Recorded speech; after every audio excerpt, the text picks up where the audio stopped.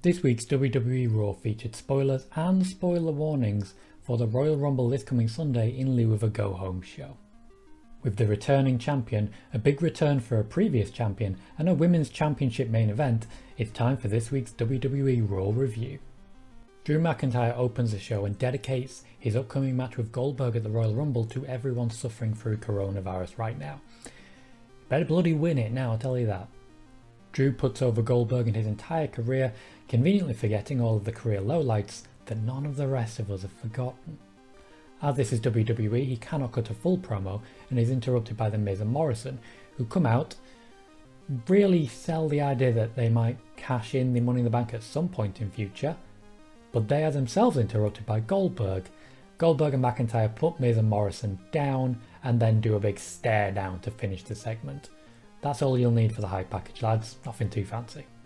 Our next match is Charlotte Flair vs Shayna Baszler, and this whole segment is a long, slow car crash of whatever the hell they're trying to do here. This is not a match that should be on Raw. This is a pay-per-view quality match at least between Flair and Baszler, and this is why we get less than 2 minutes of it. Charlotte Flair attacks Nia Jax unprovoked at ringside. Nia Jax fights back, getting in the ring to do so, and it's a DQ finish after a very short amount of time and after Baszler basically just takes a beating. However, the match is allowed to continue in some form because Charlotte is attacked by Baszler and Jax. She is saved by Mandy Rose and Dana Brooke. She is attacked by Lacey Evans. There is probably the weakest brawl in the history of the women's division.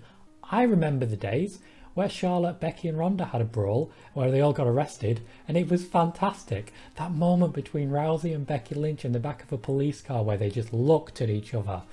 Oh, give me that back. Give me that back. Anyway, we now have a 6-woman tag match which ends in a count-out. Shayna Baszler is counted out, doesn't get in the ring before 10, but to be fair, she can't get in the ring because Charlotte won't get in the damn ring right in front of her. So that's the end of the match. After the break we come back and Adam Pearce has decided to restart the match because reasons, which is great because it allows Nia Jax to essentially destroy Dana Brooke and get the pin that way. The match ends with the heels winning, but were there any real winners here? Xavier Woods continues to face the Retribution Gauntlet, this time picking up a win over Flapjack. That basically means he's 2-1, which is not bad so far. After the match, Retribution just basically assault him, which is nice and is allowed in wrestling apparently, with Mustafa Ali stating that he will be taking Kofi Kingston's Royal Rumble spot. Mustafa Ali definitely deserves a spot in the Royal Rumble. The rest of Retribution I'm not sure, but they could certainly play into it. Xavier Woods has now faced and lost to T-Bar, Mace, and picked up a victory against Flapjack. I also regularly am a victor against Flapjack. The Hurt Business make their way down to the ring at the beginning of the second hour. Shelton Benjamin forgets he's wearing his mask and swears quite clearly in front of everyone, which gives everyone a good giggle. It was bound to happen eventually. Their segment is in celebration of MVP as the only person who doesn't have gold. They get him a lovely chain with THB for the Hurt Business.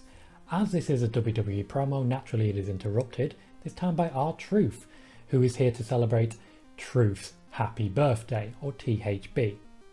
It's confusing. Eventually a lot of lower card talent come out. It is a first spot of Tucker in a while, I'll tell you that, to attack R-Truth and try and win the 24/7 championship. The Hurt Business clear the deck of everyone trying to get hold of R-Truth, and in the carnage, Matt Riddle comes from behind, no comment, to attack MVP with a final flash knee. He then runs away, which is a smart move. With no prior advertising, the WWE announced that Edge will feature on the go-home show of Raw to the Royal Rumble. I wonder what he might be saying.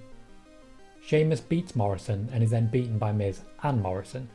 This suggests that the WWE are quite invested in this face push for Sheamus and that Keith Lee might be turning heel after all. AJ Styles had his usual 3-minute showcase, this time with R-Truth.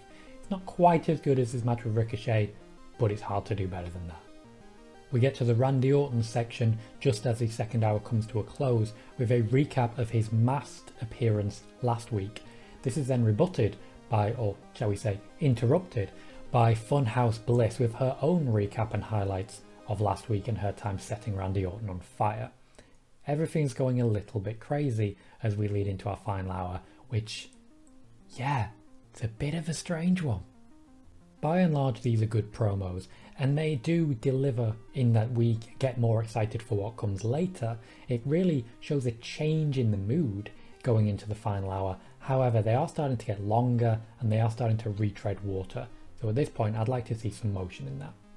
Riddle beats all 3 of his Hurt Business opponents and then gets beaten up by Bobby Lashley.